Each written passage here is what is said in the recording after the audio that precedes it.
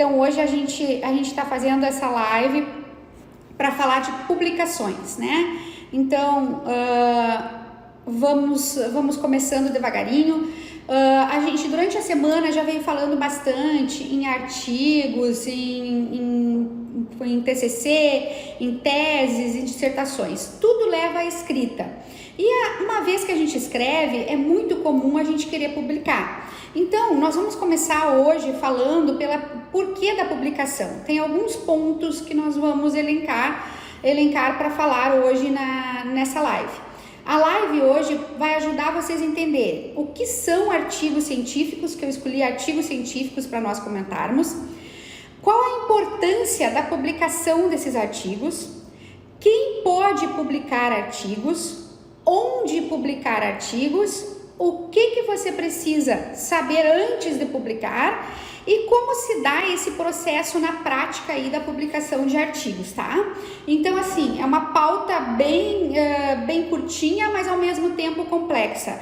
Então, parece que é curta, mas ela é uma pauta que nós teríamos uma aula aí de 4 horas. Porém, eu peguei os pontos mais específicos para mostrar para vocês do que a gente pode aqui elaborar ou começar, né? Então, primeiro, a pesquisa científica, qual é a intenção da pesquisa científica? A pesquisa científica, ela tem como intuito principal disseminar o conhecimento, ou seja, a produção, a publicação de artigos, ela é uma realidade na vida de quem faz mestrado, de quem faz doutorado, de quem faz graduação ou pós-graduação. Então, ela não é um pré-requisito somente de mestrandos ou de doutorandos. Ela é sim a pesquisa científica desde a graduação até as pós-graduações, especializações, mestrado e doutorado. A partir desse momento, as pessoas podem ter uma escolha se elas realmente vão para a área da pesquisa ou se vão ser docente. Mas, em qualquer momento, elas têm esse contato com a produção científica. Bom, o que eu gostaria de salientar? Além a produção científica, além de ser uma base expressiva para a comunicação entre acadêmicos e entre pesquisadores, ela também é compartilhada através da publicação de artigos, que será difundido no meio acadêmico. E dessa forma, agrega valor para quem está publicando, dá relevância, autoridade para essa pessoa e principalmente ao currículo e a carreira desse autor. Então, é automático que a publicação, ela propicia sim algumas vantagens. E dentro delas é o acesso de toda a comunidade acadêmica a essa produção. Ou seja, todo mundo vai ter acesso àquilo que você escreveu, àquilo que você pesquisou e que agora está publicizado de uma maneira que se chama publicação. Mas qual é a principal vantagem em publicar? A principal vantagem em publicar é realmente ter o seu nome de autor citado em outras pesquisas. Se vocês lembrarem, durante a semana passada eu coloquei um Reels ali perguntando se você conhecia o índice H. O que é o índice H? Índice H é um índice de pesquisadores, o número de vezes que ele é citado. Então, pessoal, por que a relevância da publicação? A relevância da publicação é principalmente ter o seu nome citado em outras pesquisas a partir de uma publicação. Vou fazer um parêntese. Boa tarde, Cadu, querido. Não tem como não te dar o boa tarde. Olá, meu querido, tudo de bom. A gente já começou aqui, quem me conhece sabe que eu sou pontual, então já comecei falando sobre publicação direto, para a gente dar tempo aí de fazer uma interação, de fazer perguntas com vocês. Pessoal, me dá um aceninho, me diz se vocês estão ouvindo bem. E se vocês estão ouvindo bem, eu vou pedir que vocês do ladinho utilizem esse aviãozinho e esse coraçãozinho. Por que a gente coloca esse pedido, né? Ai, nota 1000, Cadu, tu é suspeito. Pessoal, quando a gente pede para o aviãozinho para enviar para alguém ou para vocês colocarem um coraçãozinho aqui que estão gostando, é porque o algoritmo do Instagram, nos primeiros minutos, ele entende se esse conteúdo é relevante ou não. Então, se vocês acreditam que o conteúdo de hoje sobre publicações seja relevante, manda um aviãozinho para uma pessoa ali que você conhece, dá um coração, clica no coraçãozinho, vai começar a entrar aqui para mim o coraçãozinho.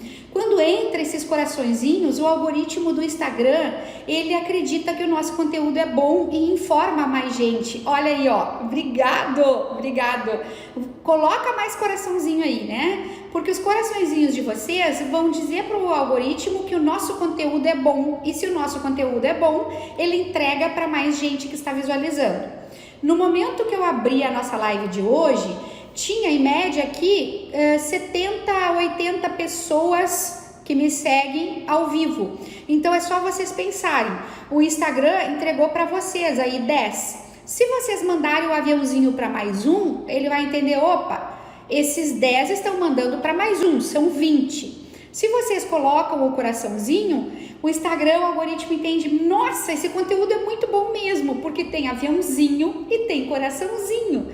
Claro que eu adoro vocês também aqui, mas é muito bom se vocês fizerem isso, porque daí o algoritmo entrega e sabe que esse conteúdo é relevante.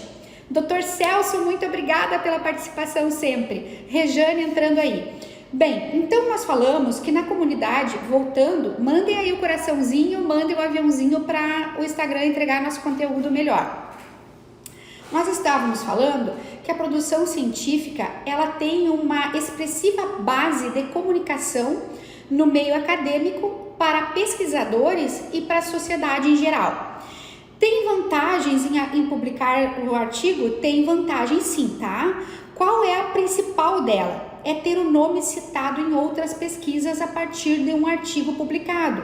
E essa publicação, ela pode ser em vários lugares que nós vamos ver aonde publicar. Nós fizemos uma pauta, né? Dizer a importância da publicação, como se publica, onde publica, de que forma, né? Então a gente vai chegar lá no decorrer da live de hoje.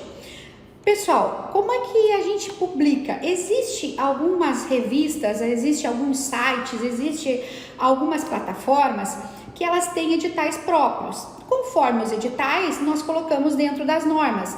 A Pamela Favarin me perguntou agora há pouco lá nos comentários se dá para colocar dentro das normas. A gente já vai falar sobre isso também.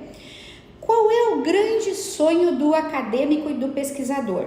Quando a gente senta para escrever, pelo menos eu e todos os colegas que eu conheço e os meus orientandos, quando a gente senta para escrever, toma tempo da gente. E a gente está escrevendo aquilo com maior concentração, pesquisando, buscando, refletindo. Muitas vezes a gente quer colocar a crítica da gente e pode ser que não seja o momento, porque polemiza. Então, tudo a gente pondera.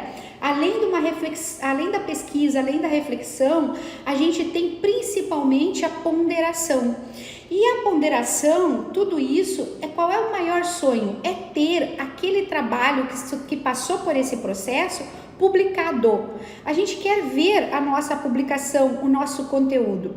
E quando a gente começa a ver o nosso conteúdo compartilhado, difundido, isso ganha relevância. É aí que o nosso trabalho se mostra.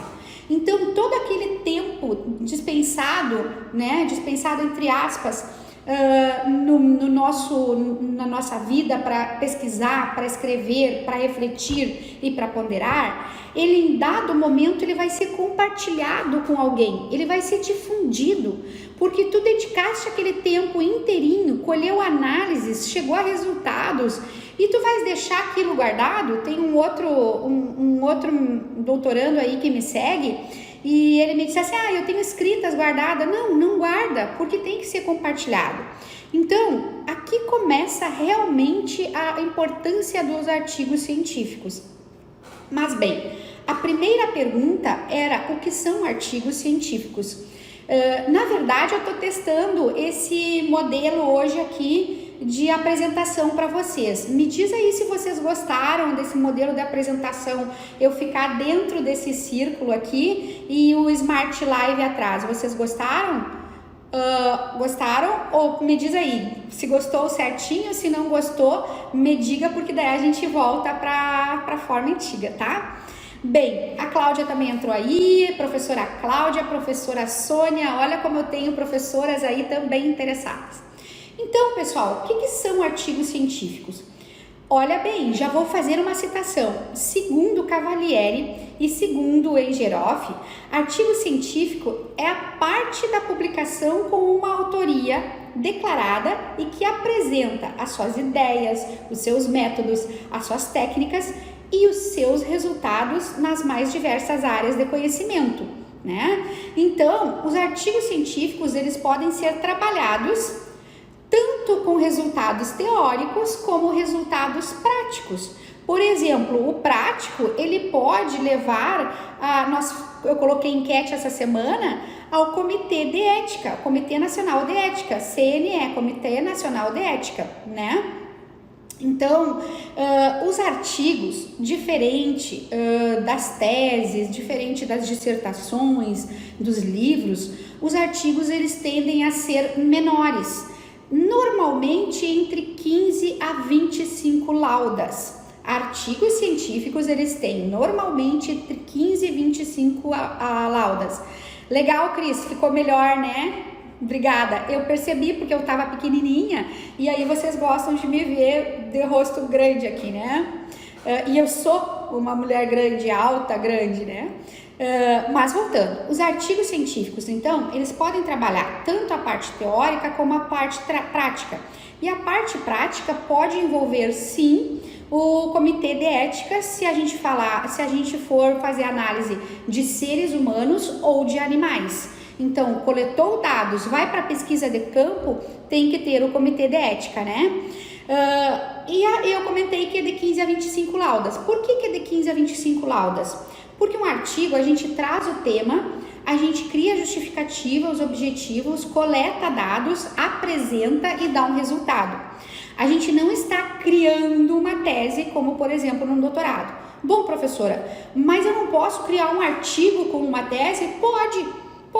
Só pensa que essa tua tese ela não vai ter tanto embasamento porque são apenas 25 folhas. Então, realmente, uma tese a gente deixa para defender num doutorado, mas um ponto crítico ele pode ser difundido sim, tá?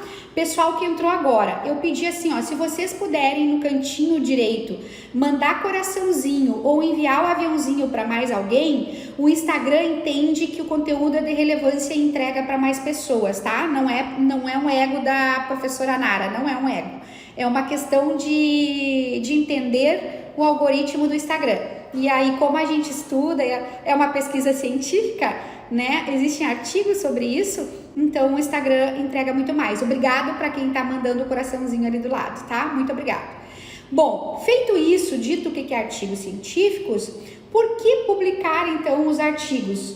Principalmente, como eu disse de início, para ver o teu nome lá citado em outras pesquisas, o que vai agregar autoridade para ti. É muito comum as pessoas no Instagram perguntarem assim, professora Nara, como é que eu construo autoridade? Como é que eu entro no meio acadêmico? Como é que eu começo? Pessoal, para criar autoridade, tu tens que mostrar que tu sabe escrever. Como é que eu venho aqui falar de publicação com vocês? É porque vocês vão lá e vão olhar o meu currículo Lattes. No meu currículo Lattes é recheado de publicações. Então, já dá para ver que a professora tem livro, tem artigo, tem revista, é avaliadora de revista. Então, quer dizer que a professora tem já uma autoridade no assunto, né? Então, a gente cria autoridade através das publicações.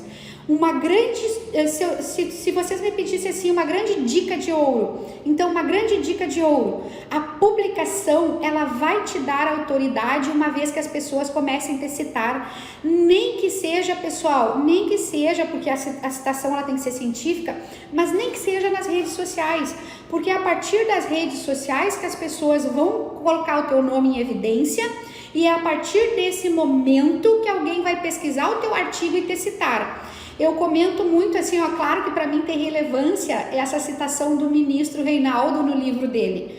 Poxa, é um ministro do STJ que citou a professora Nara de Santa Maria, no Rio Grande do Sul. Por que ele citou? Porque o conteúdo era de relevância para ele. A Manuela tá lá em Lisboa e ela achou esse conteúdo. Esse conteúdo tem relevância e cria uma autoridade no assunto. A professora Nara é vista pela teoria da fraternidade, né? Então ela já criou essa autoridade. E principalmente agrega valor ao teu currículo. Eu vou fazer um parêntese. Ontem uma menina me chamou para mentoria, porque você sabe, lá no link, lá na minha bio, tem mentoria. E aí ela vai fazer uma seleção, vai abrir edital, ela vai fazer a seleção para o mestrado. E ela me perguntou assim, professora, como é que eu começo? Daí eu disse assim, bom, vamos olhar teu currículo. E aí eu exatamente assim, ó, estava no telefone aqui com ela, virei o telefone para o meu computador e mostrei para ela o gráfico que eu olhei, as estatísticas que eu olhei do currículo dela.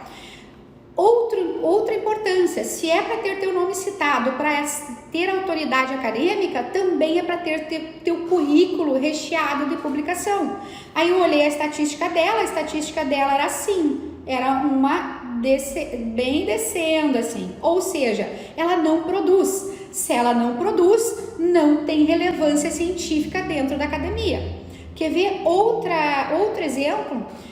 Vocês sabem que eu tenho uma instituição de ensino no curso de Direito e os professores estão me enviando o currículo. E aí uma determinada professora, uma profissional, me pediu para fazer uma chamada de vídeo para apresentar o currículo dela. Eu fiz a mesma coisa que a menina da mentoria. Enquanto conversava com ela, eu abri o currículo dela e mostrei para ela. Como ela já é mestre, ela tinha as publicações dela, só que depois que terminou o mestrado, a tendência é a gente se acomodar e achar que não precisa mais publicar. Errado. É um grande erro que você comete, terminar o mestrado e achar que não precisa mais publicar, tá? Por quê? Porque no momento de uma seleção para docente, é a tua publicação que vai contar pontos. Se eu tiver um empate entre a professora Sônia e a professora Cláudia, eu vou pegar os currículos delas para ver quem é que é enganjada com a pesquisa, quem é que é enganjada com a publicação. Então, a publicação acadêmica, a publicação científica, ela tem relevância para ser citado, ela tem a grande importância para construir uma autoridade acadêmica e principalmente agregar valor ao teu currículo Lattes. Quer mais que isso? Não precisa, né? Não precisa. Me diz aí, pessoal, vocês estão ouvindo bem? Tá tudo bem? Me diz de onde são, vão largando perguntas aqui. Eu já vi que tem alguém que disse maravilhosa, né? Muito boas suas dicas. Muito obrigada, pessoal. Vou parar um pouquinho para agradecer e tomar uma água. Ó, já sei um defeito meu, eu falo rápido. A gente até tenta falar mais devagar, mas quando eu vou me empolgando, não adianta. Bem, por que publicar então esses artigos? Muitas revistas, já dei as razões para vocês. Por que publicar, né? Primeiro, para ter o nome citado para ter o nome citado em outros trabalhos científicos. Segundo, criar uma autoridade acadêmica. Terceiro, agregar valor ao seu currículo. Bem, mas e aí? Muitas revistas científicas usam como critério para aceitar o trabalho de vocês o número de referências, o número de citações. E aonde que eu vejo o número de citações? No DOI, dói mesmo, porque se tu não tiver publicação, não vai aparecer, tá? No DOI, se não tiver a publicação, lá juntando com o DOI, não vai aparecer mesmo. Ó, Rio de Janeiro, a Leila aí, Nani, não encontrei revistas que aceitem. Nani, aceitam. Depois me chama no direct ali, ou vai colocando aqui ou lá no direct e conversa comigo. Kátia, Belo Horizonte, gente, Rio de Janeiro, Rio Grande do Sul, Minas Gerais. O Cadu também é aí de Minas Gerais, Kátia, né? Só que ele não é de Belo Horizonte, ele é de Uberaba, né? A Vanessa tá entrando aí agora, sejam bem-vindos. Pessoal, lembrem dos coraçõezinhos do lado para avisar o algoritmo do Instagram que o conteúdo é bom, tá? E agora vem também uma das pílulas mágicas. Vocês sabem o que é o DOI?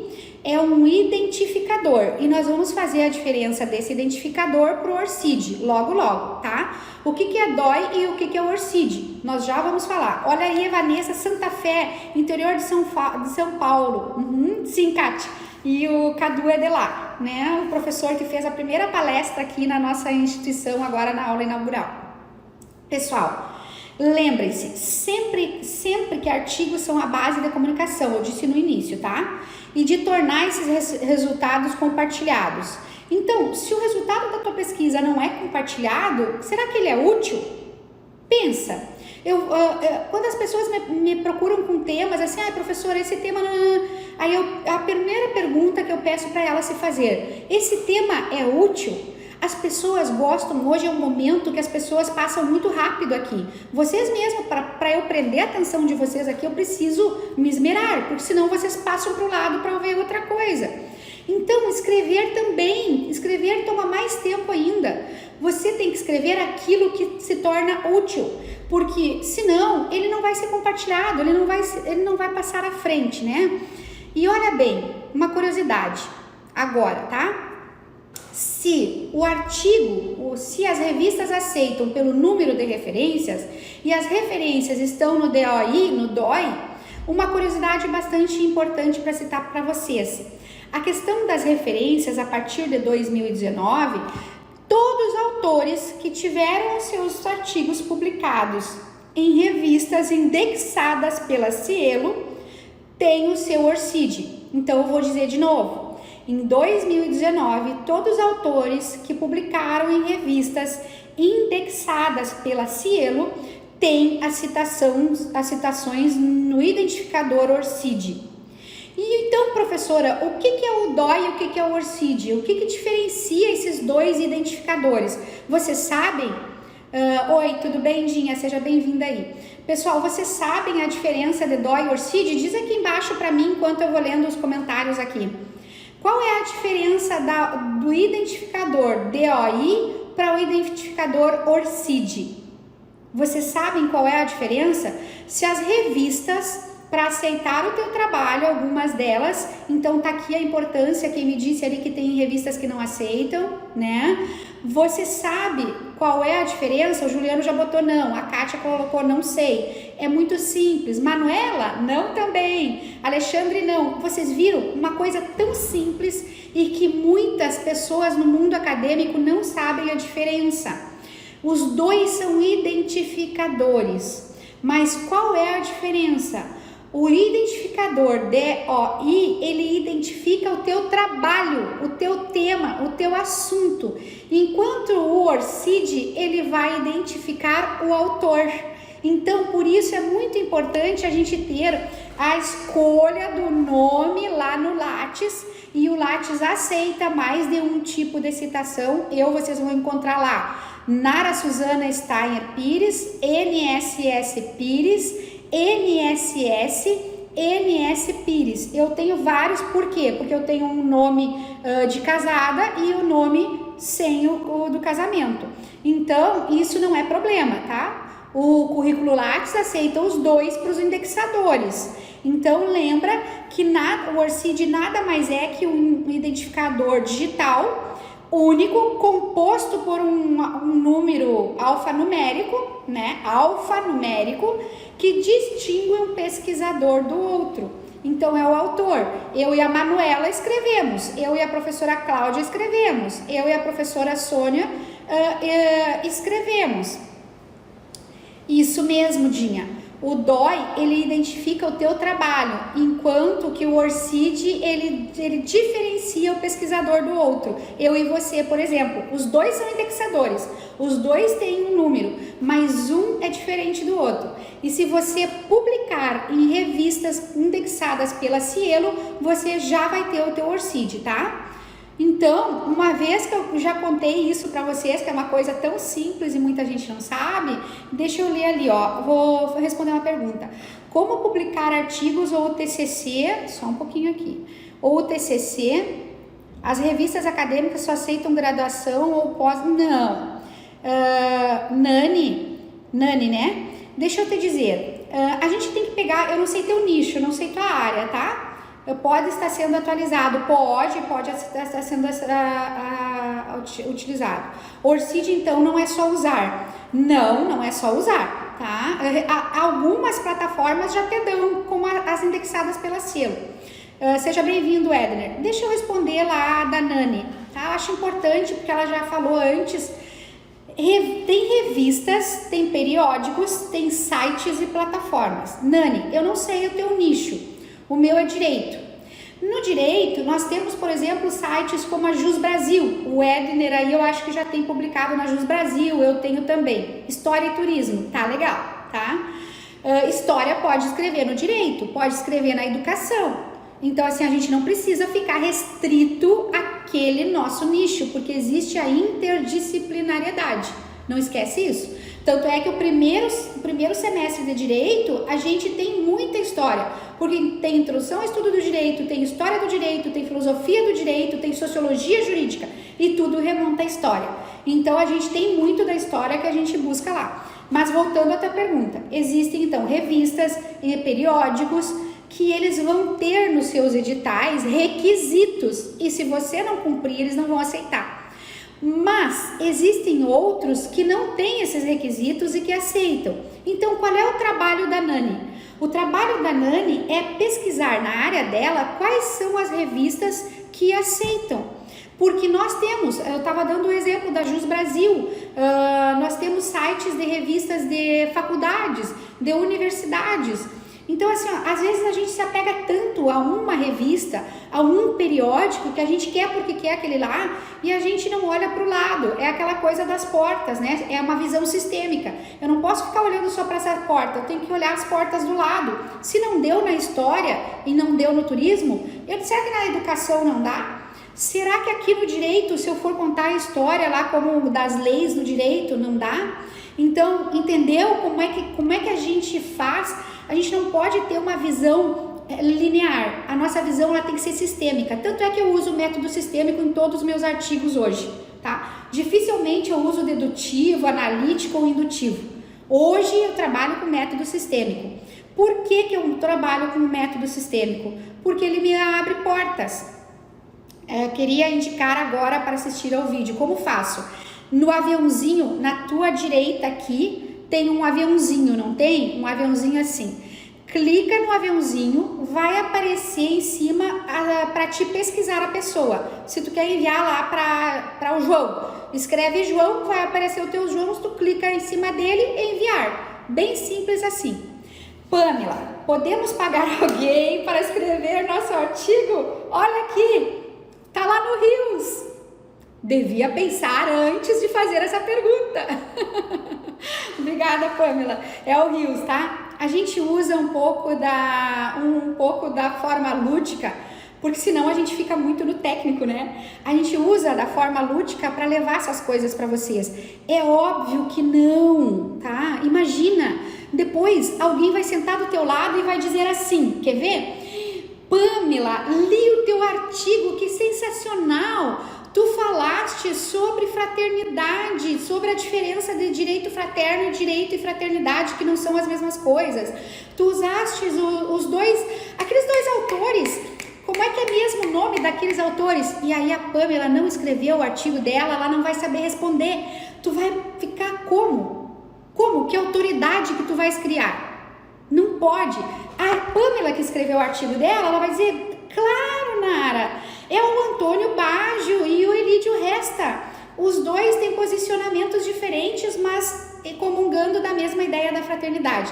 Tá vendo por que não pode pagar? Além de pode caracterizar crime. O Edner, escreve aí para elas qual é o crime. O Edner é professor de direito penal. Eu também, tá? Só tô pedindo para ele participar aí, tá bem? Nani, eu já procurei e ainda não achei, mas essa dica é ótima sim, tá? Tu vais gostar.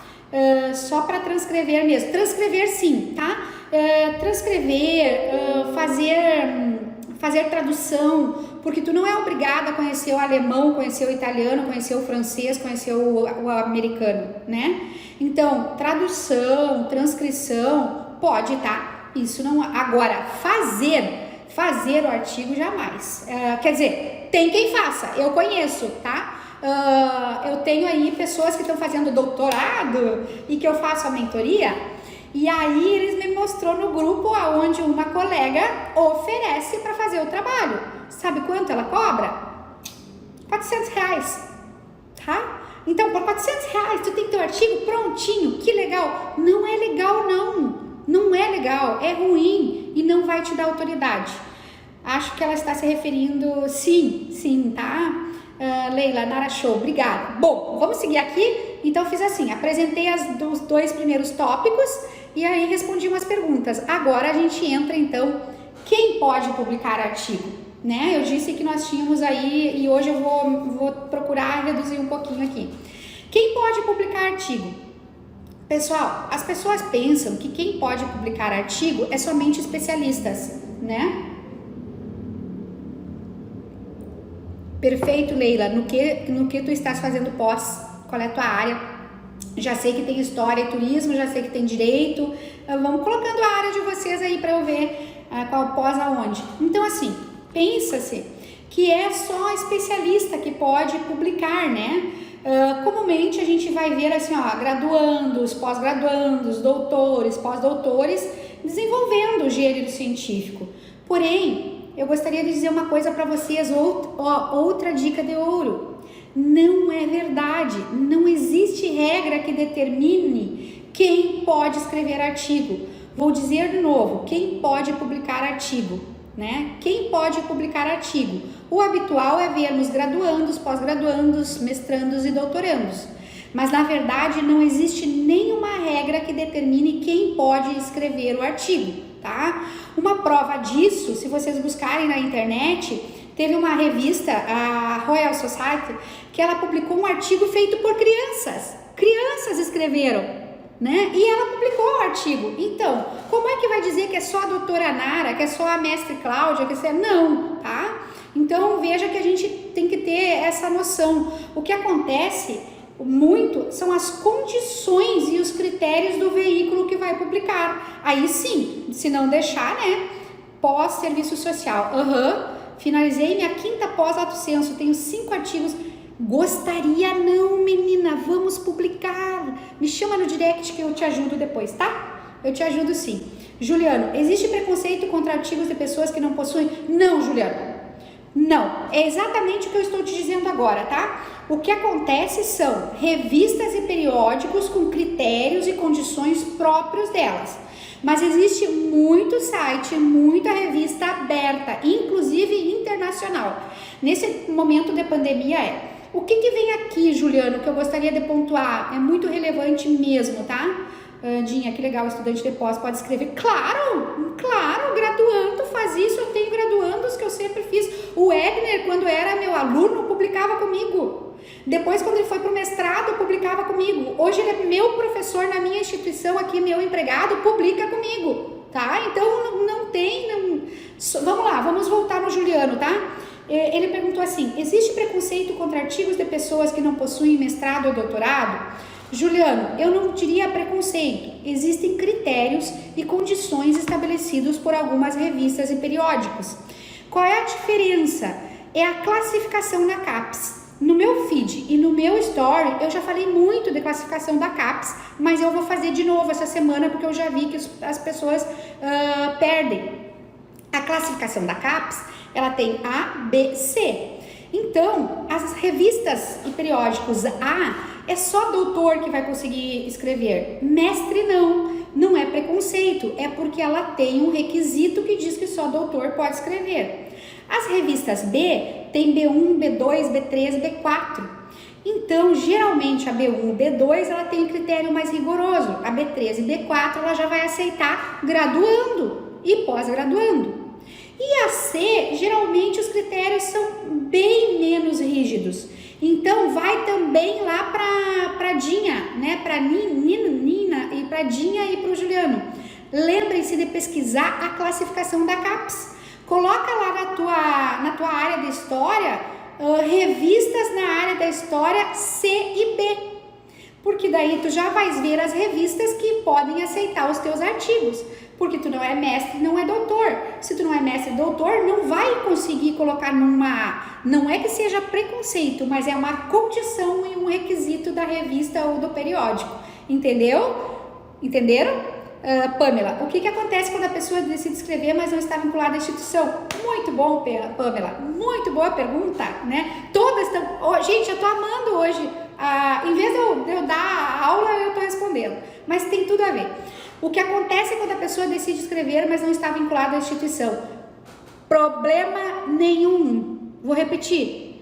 Problema nenhum. Se você não está vinculado à instituição, não tem problema. Você pode escrever e pode publicar independentemente, desde que o edital da revista periódica o periódico não tenha no edital que tu tem que estar vinculado.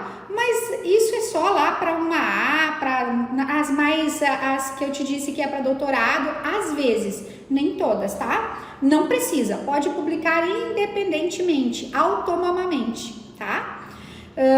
Vamos ver aqui, o Glayton, estou concluindo 2 pós-graduações, Direito Público e Eleitoral, parabéns, e agora estou apurado com 2 TCCs para serem escritos, né?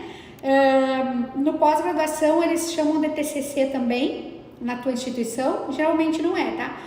Como superar a dificuldade e o bloqueio para escrever? Eu tenho no feed, vai lá no meu feed que eu tenho várias publicações de como superar esses bloqueios para escrever, mas eu vou te dar 2 rápido aqui, vou te dar 2, mas lá eu tenho um monte, vai lá no feed, rola para baixo lá, pesquisa e olha lá as dicas que eu tenho, tá? Mas assim, a gente tem que primeiro de tudo se planejar, se organizar, colocar X horas por dia.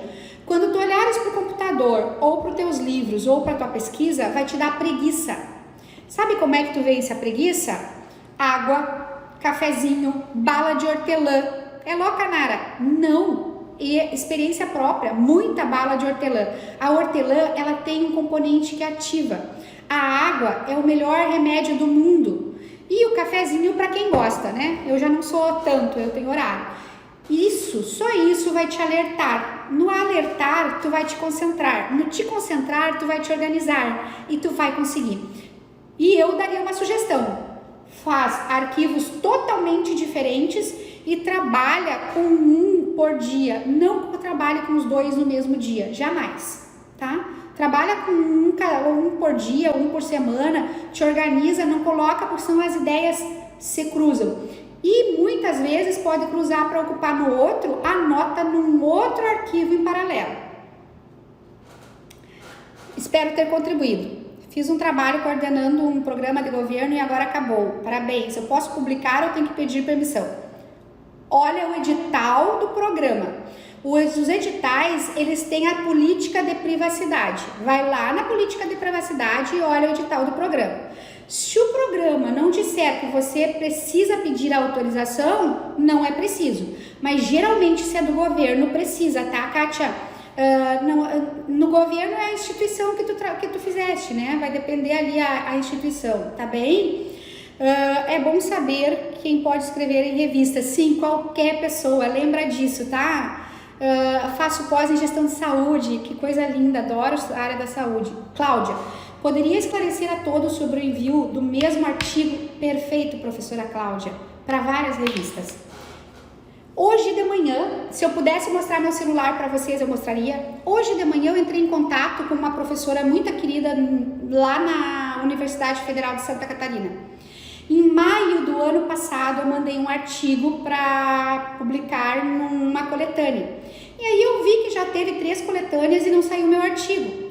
E aí eu passei para ela, eu disse assim, prof, eu vi que já saiu 3, o meu artigo vai ser publicado, não foi? Porque assim, senão eu posso direcionar para outra revista. Claro que ela me respondeu, sai agora em maio, tá? Vai sair sim, não posso usar. Mas digamos que eu não soubesse, eu pego o artigo e envio para ela, envio para o Comped e envio para a Jus Brasil. A Jus Brasil, como é mais rápida, ela publica e já está na internet. Pessoal, se a Jus Brasil publicou, o que eu tenho que fazer? Informar lá a coletânea do livro, informar o Comped que eu não irei publicar mais aquele artigo. Porque geralmente as revistas e periódicos e congressos, eles pedem não é que seja exclusividade, mas é que tem que ser novidade. E se já foi publicado, não deve publicar de novo, tá? Então, assim, isso é um cuidado muito especial que a gente deve ter. A professora Cláudia teve essa menção perfeita. Então, olha bem, você envia o mesmo artigo concomitantemente para várias revistas. Pode, mas aonde a primeira revista ou o primeiro periódico publicar o seu artigo, retira dos outros, informa os outros para não ser publicado duplamente ou 3 vezes, né? Se mandou para 3, porque aí vai ficar ruim para você, tá? Eticamente não é o correto ter o mesmo artigo publicado em 3 revistas, a não ser uma internacional. Aí sempre é muito bom ter teu artigo aqui em uma internacional, tá? Internacional, a professora Cláudia é ideal, tá? Deixa eu ver aqui agora, acho que é isso.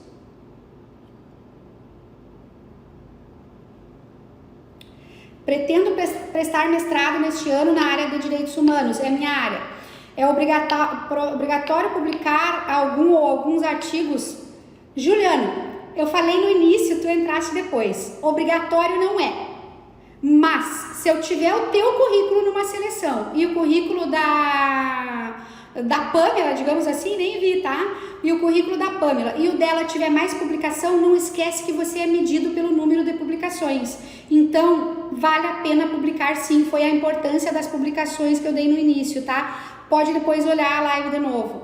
Professor Cadu, teve que sair, obrigada querido, um beijo. Valéria, prof. Valéria, organização sem dúvida alguma é a chave, sim, tá? Com certeza, obrigada gente, obrigada aí, a professora Bilhalva também entrou, muito obrigada, sou sua seguidora, gosto muito dos seus assuntos e das suas dicas também, tá? Se quiseres eu ensino o filtro da live, tá? Pode deixar, é bem fácil, não tem dificuldade não, é bom. A gente inova, né? Apesar de ter idade, a gente inova aqui. Pessoal, voltando então, falamos a importância de publicar artigos, o que é o artigo científico, onde publicar, como publicar, né? De que forma. Mais uma dica de onde publicar. Teoricamente, vocês podem publicar artigos em qualquer lugar, até em blog, LinkedIn e redes sociais. O pessoal me pergunta isso. Só tem que lembrar se eles têm indexadores, tá? Se eles têm SSN, IBSN, como os livros, revistas e periódicas têm. E periódicos, desculpa. E tampouco, se não tem uma referência, vocês não vão poder colocar no Lattes, porque no Lattes é tudo que tem certificação. Lembra disso que o Lattes de vocês, ele precisa de certificação. Posso publicar em anais de eventos? Devem. Quando a gente se inscreve num evento, num congresso, num seminário, e hoje está maravilhoso porque é virtual, abre para apresentação de trabalhos. A apresentação de trabalhos, você vai enviar o seu artigo e depois que você apresentar, vai sair nos anais de evento, tá? Então, por quê? Isso é um processo de publicação extremamente burocrático, ele é diferente. Ele pode levar meses, mas ele se efetiva. Eu nunca esqueço que eu participei de um aqui em Santa Maria, numa das instituições, levou 2 anos para sair nos anais de evento. Então, tem que cuidar onde a gente vai ir, né? Qual é o evento, né? Artigos em revistas científicas e periódicos, né? Cada revista trabalha com um tema específico, com um eixo temático, respondendo a pergunta da colega antes que ela não ache a revista, tá? Você pode achar a revista perfeita para o seu artigo em alguns indexadores que eu já dei lá no feed, mas eu vou falar aqui também. A Cielo, coloca lá, Cielo, SCIELO. Cielo procura as revistas. Google Escolar, tá lá, eu coloquei para vocês, tá tem um Rios, eu acho, do Google Escolar, como é que vocês fazem para ter acesso a essas listas por assunto. Coloca o assunto História e Turismo, vai aparecer lá. O que você precisa saber antes da publicação, né? Você precisa pesquisar os periódicos que vão submeter, isso mesmo, tá? Faz uma pesquisa prévia para ver se vão aceitar mesmo, se vão desenvolver o teu artigo ou se vai ficar lá guardado. Então tem que fazer essa pesquisa antes. Pamela, escrever artigos são importantes para uma seleção de estágio, até mesmo para algum escritório de advocacia? Pamela é do direito? Sim, Pamela, tá? Qual é a profissão do advogado? Nem vou pensar no docente ou no acadêmico. Advogado escreve. Dá uma olhadinha, vou te dar a dica aqui na Jus Brasil. A Jus Brasil tem artigo de todas as áreas no direito. Procura lá, por exemplo, direito administrativo Sérgio Merola. Tu vais procurar Sérgio Merola, direito administrativo. É recheado na Jus Brasil, tá? Então, assim, ó, deve se inscrever. E lembra que qualquer pessoa pode publicar, não é só graduando, pós-graduando, mestrando ou doutorando. Kátia, as lives que tem peças de divulgação aonde colocamos no Lattes, aí é currículo Lattes, tem Reels, tem feed, tem stories sobre currículo Lattes, tá? Sim, as lives têm lugar e você vai lá exatamente onde também tem publicações e vai ter o lugarzinho para live. Dá uma olhadinha no meu story que tem, tá bem? Pessoal, já são 10:50 e eu nem terminei, mas tudo bem. Eu adorei estar aqui com vocês, responder todas as perguntas de vocês. Isso é sensacional, porque quer dizer que o meu conteúdo está chegando para vocês.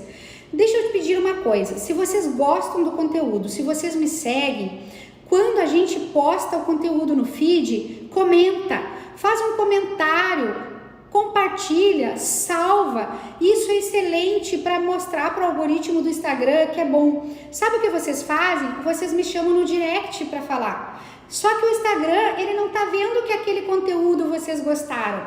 E eu sei que vocês gostaram porque vocês me chamam lá, tá? Então, manda mais coraçãozinho. Obrigada, Valéria, te amo.